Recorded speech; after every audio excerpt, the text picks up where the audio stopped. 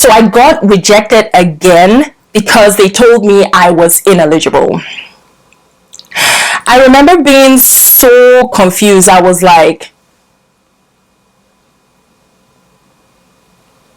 what the hell is going on? Like, why? Like, what is wrong?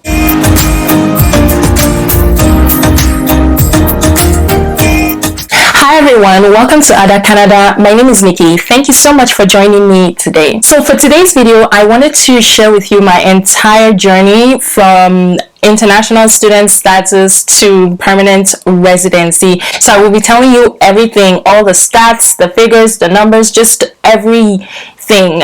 I got rejected twice because the IRCC said I was ineligible, but third time is a charm and I'm still here. So maybe you might find this story kind of motivating, kind of pushing or encouraging you to get into it if you're interested in moving into Canada. So guys, sit back, relax, and enjoy the story. Okay, first I'm going to start with age because age is one of the huge factors in express entry. In 2018, when I was pushing this application through, I was 24 years old. So with respect to the age component, I was check, good to go. Age was so much in my favor. I was less than 30 years old, so I knew I was going to get a lot of points just from my age alone. For those of you who don't know, I'm originally from Nigeria. I moved to Canada in 2015 as an international student. So I was in school from September 2015 to December 2015. By December 2015, I'd already graduated from my program and I proceeded to get a work permit after. So that's like 16 months of education in Canada as an international student. With respect to the educational component of the Canadian express entry for permanent residents, I had the Canadian education, so check, I had that one secured in the bag and I was good to go.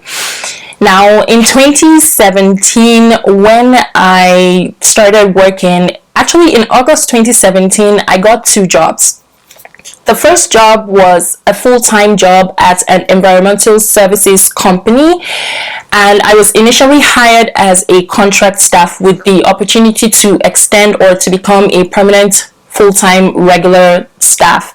The second job was a part-time job at a restaurant. So with both jobs combined, I was earning somewhere around $3,000 every month. And with working two jobs, I was able to save up the money that I needed to use in my bank statement for my permanent residency application. So if you're applying as an individual, I think it's $12,000 or $13,000 that you need to be able to show in your bank statements.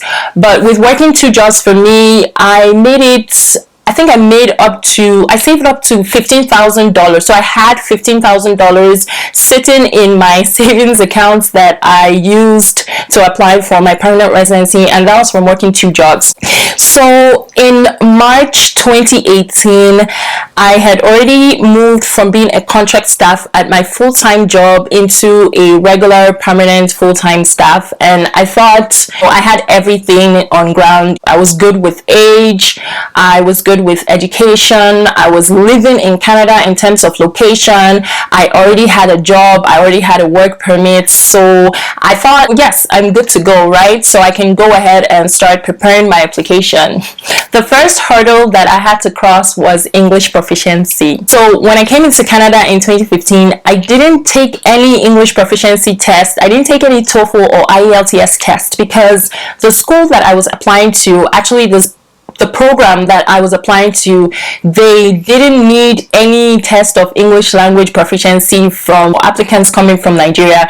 They recognize Nigeria as English speaking, so that's how I was able to escape that phase, and I didn't pay any money to write that. However, with permanent residency, with express entry, it's a different ballgame entirely. So no matter where you come from in this world, no matter the country that you are coming from and wanting to be a Canadian permanent permanent resident, you cannot escape English proficiency. So in March, I registered with ETC West, which is an affiliate of the British Council and I think Cambridge. So I registered with them to take my IELTS exam in April. I only had about 4 weeks to prepare for that exam, but honestly speaking, guys, I was so chill. I wasn't really scared. I actually studied for the exam in 4 weeks, and I took the exam in April, at the ending of April. When my results came out, I passed. So I had a total band score of 7.5. I actually have a copy of my results from the IELTS test that I took in April. It's with me here. So I don't want to take a picture and post it because I mean it has some of my personal details. So I'm just going to read off what I had because I don't have my entire scores offhand. So for the listening portion, I had a 7.5. For reading, I had a 6.5. For writing, I had 8.0, and for speaking, I had 7.5. So my overall band score was 7.5. Now this is good. So with 7.5, I wasn't too bothered about, oh, just because I had 6.5 in reading, maybe I should write it again so that I'll have everything above 7.0. Guys, I didn't have that kind of time. Plus, it costs money to write the exam. So anyway, that's that. When I got the results by May, I put in my first application, filled everything online, and then I clicked submit. And in less than about 2 minutes, I was rejected. It told me I was ineligible. So I was confused at first because I was like,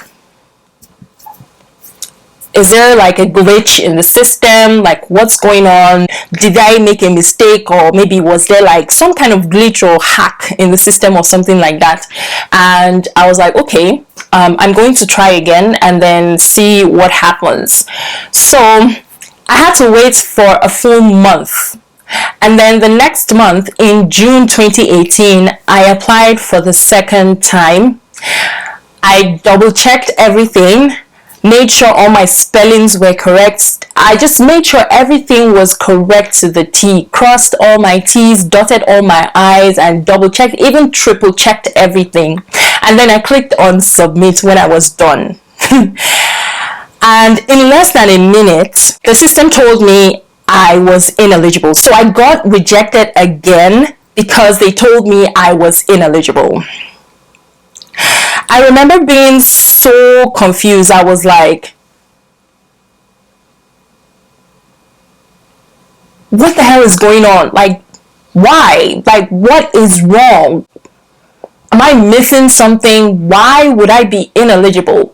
Why would you reject my application? I just kept asking myself so many questions on like, why would IRCT reject me? Why would they say I'm ineligible? I have everything right. I've done everything that I'm supposed to do. I passed my exam. I was so confused. And the next day I called the IRCT contact helpline.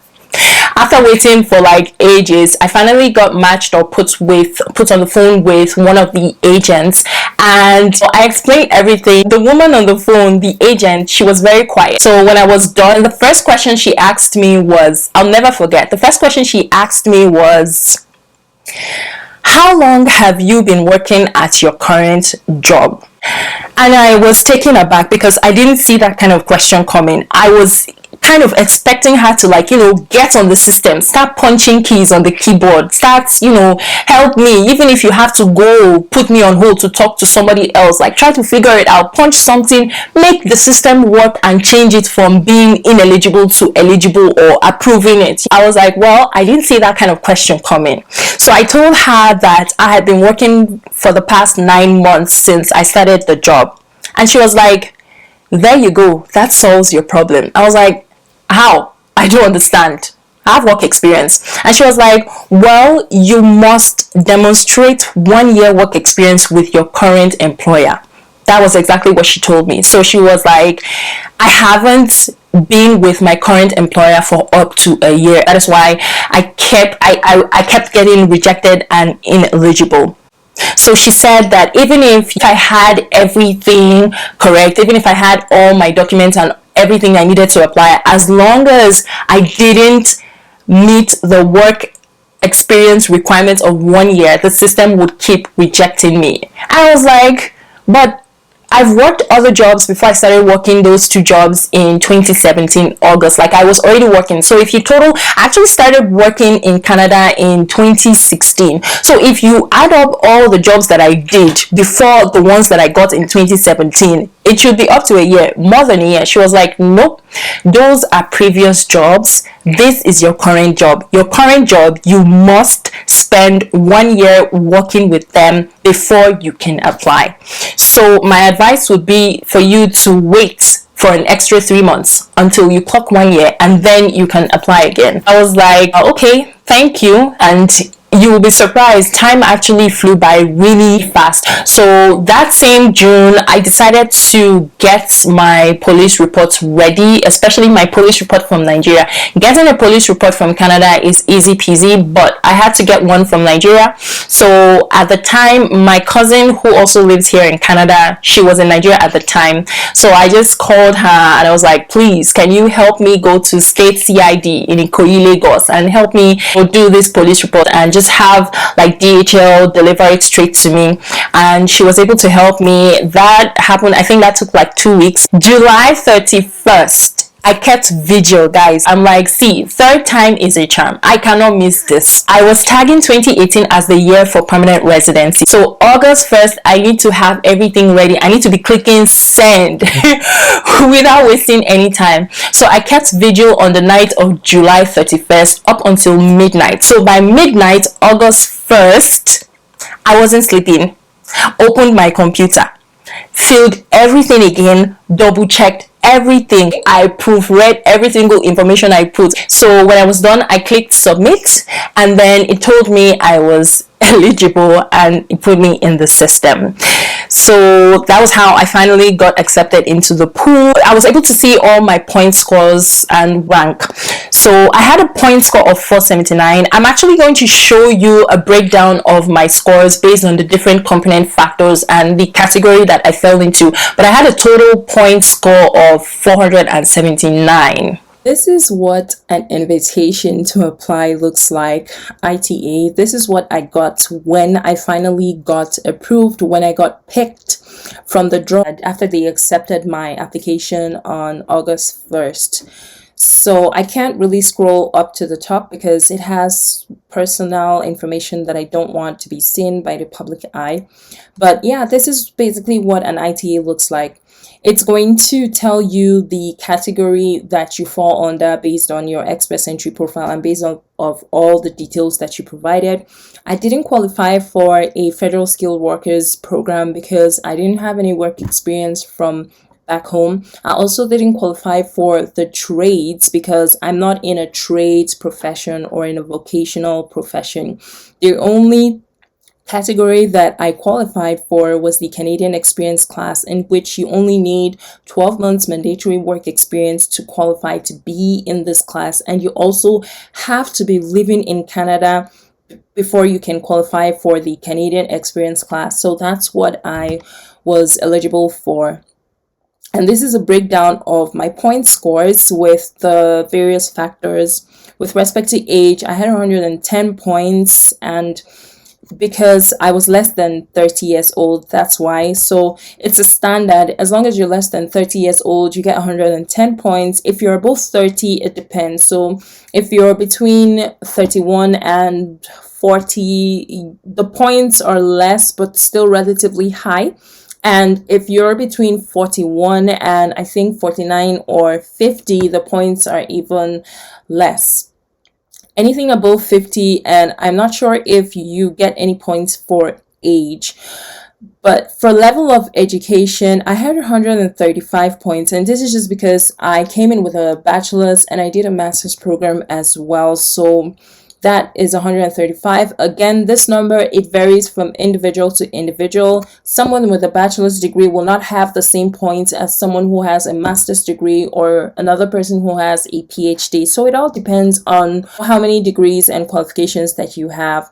For the first official language proficiency, it was 114 points, and this 114 points is a sum total of all the individual point scores that I got in my English proficiency. So remember, I said before that I got a 7.5 total band score. There was a point score for that. There was a point score for listening, speaking, reading, and writing. So with everything combined, it was 114 points. When you scroll down to Canadian work experience, we see that it's 40 points, and that's because I was living in Canada and I was also currently working in Canada, so I got 40 points for that. These are factors for spouse, and I don't have a spouse, so that's why it's listed as 0. For skill transferability education, I got 50 points, and that's because I was already coming into the system with a degree. I came into Canada with something, so that's why I got 50 points. The rest of this are things that I didn't qualify for. I didn't get any points for. I didn't really submit any information with regard to that because I didn't have any.